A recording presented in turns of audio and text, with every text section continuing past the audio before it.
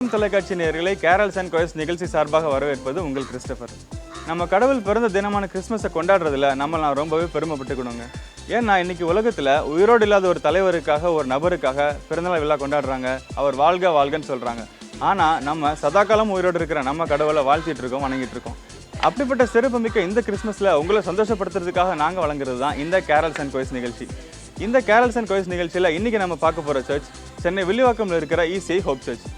இந்த சர்ச்சோட சிறப்பு என்னன்னு பார்த்தீங்கன்னா, இசிஐயோட பிரதம பேராயராக இருக்கிற ரெவரண்ட் எஸ்ரா சர்கனம் அவர்கள் தான் இந்த சர்ச்சோட சீனியர் பாஸ்டர். சுமார் 45 வருஷத்துக்கு முன்னாடி கட்டப்பட்ட இந்த சர்ச் கூடிய சீக்கிரம் மெகா சர்ச்சாக கட்டப்பட போகுதுங்க. கடவுளை புகழ்ந்து பாடுறதுக்கு இந்த சர்ச்சுக்கு ரெடியாக இருக்காங்க. அவங்க எப்படி பாடுறாங்கன்னு பார்க்கறதுக்கு நம்ம ரெடியாக இருக்கோம். வாங்க நிகழ்ச்சிக்கு போகலாம். When was Jesus born? Born last month of the year. When was Jesus born? Last month of the year. Tell me now, when was Jesus born? Last month of the year. When was Jesus born? Born last month of the year. When was Jesus born? Last month of the year. Tell me now, when was Jesus born? Last month of the year. January, no. February, no. March, April, May, no. June, July, August, September, October, not. November the 25th day, December the last month of the year. When was Jesus born? Born last month of the year. When was Jesus born? Last month of the year. Tell me now, when was Jesus born?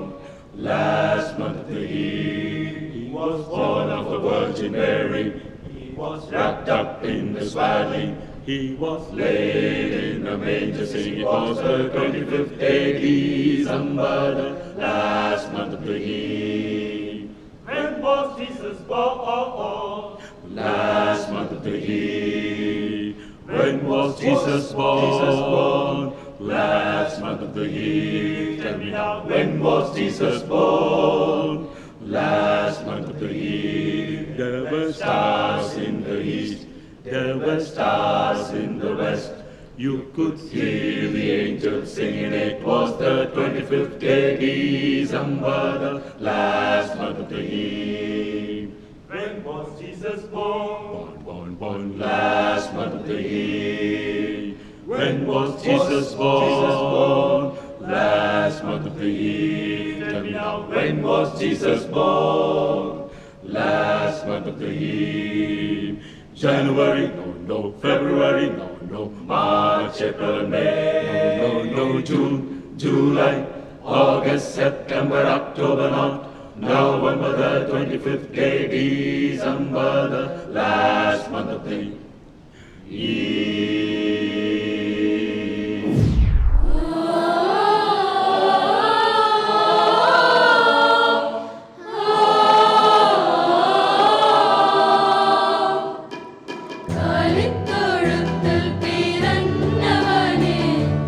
கருணை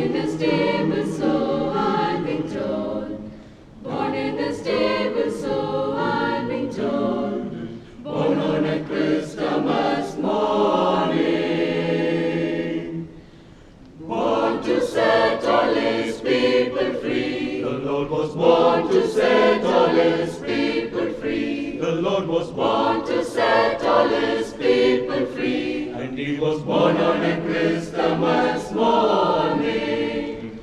Jesus of Nazareth was his name. His name was Jesus of Nazareth was his name. His name was Jesus of Nazareth was his name. And he was born on a Christmas morning.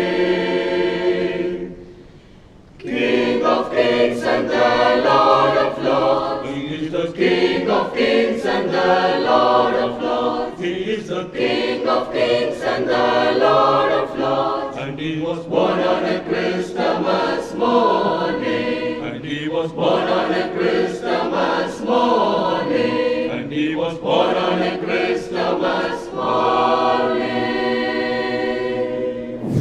இவ்வளோ நேரம் நம்மளை சிறப்பாக பாடி மகிழ்விச்ச இந்த quire எதுக்காக ரொம்பவே practice எடுத்திருக்காங்க, அந்த அனுபவத்தை பற்றி சொல்ல வராரு இந்த சர்ச்சோட கொயர் மாஸ்டர். சத்தியம் தொலைக்காட்சி நேயர்களுக்கு திருச்சபையின் பாடற் குழுவின் சார்பாக எங்களுடைய கிறிஸ்மஸ் புது வருட வாழ்த்துக்களை நாங்கள் தெரிவித்துக் கொள்கிறோம். என்னுடைய பெயர் பில்லி ஜான். நான் கடந்த 15 வருடமாக இந்த திருச்சபையின் பாடற் குழு தலைவராக இருந்து நான் பணியாற்றி வருகிறேன். ஒருவேளை 10 வருடம் முன்பதாக என்னுடைய மரண படுக்கையிலே ஒரு லிவர் டிரான்ஸ்பிளான்ட் சர்ஜரியை சிஎம்சி வெள்ளூரில் மருத்துவமனையில் முடித்து மறுபடியும் இந்த பணியை தொடர கர்த்தர் எனக்கு கிருபை பாராட்டி இருக்கிறார். எல்லாவற்றையும் நாங்கள் கர்த்தருடைய மகிமைக்காக ஜெபத்தோடு நாங்கள் செய்யும் பொழுது இந்த ஊழியத்தை கர்த்தர் மட்டுமாக ஆசீர்வதித்திருக்கிறார். தொடர்ந்து நாங்கள் இந்த ஊழியத்தை மகிமை செய்ய கர்த்தர் எங்களுக்கு துணை புரிவராக மறுபடியும் எங்களுடைய திருச்சபையின் பாடற் குழுவின் சார்பாக கிறிஸ்மஸ் வாழ்த்துக்களையும் நியூ இயர் வாழ்த்துக்களையும் நாங்கள் உங்களுக்கு தெரிவித்துக் கொள்கிறோம். நன்றி.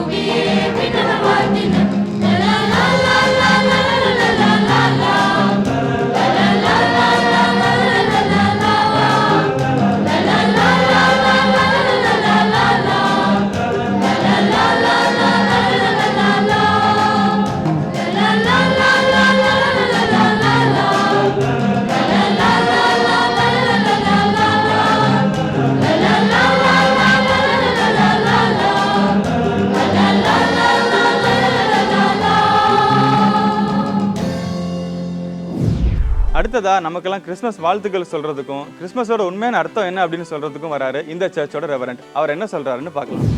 ஆண்டவராகிய இயேசு கிறிஸ்துவின் இனிய நாமத்தில் சத்தியம் தொலைக்காட்சி நேயர்கள் அனைவருக்கும் இந்திய சுவிசேஷ திருச்சபை ECI நம்பிக்கை பேராலயத்தின் சார்பாக உங்களை வாழ்த்துகிறோம். உங்கள் அனைவருக்கும் நல்வாழ்த்துக்களை, கிறிஸ்மஸ் வாழ்த்துக்களை தெரிவித்துக் கொள்கிறோம். கிறிஸ்மஸ் என்றாலே கேக் அண்ட் கோக் என்பார்கள். ஆக மொத்தத்தில் மகிழ்ச்சியின் மாதம் என்று சொன்னால் அது மிகையாகாது.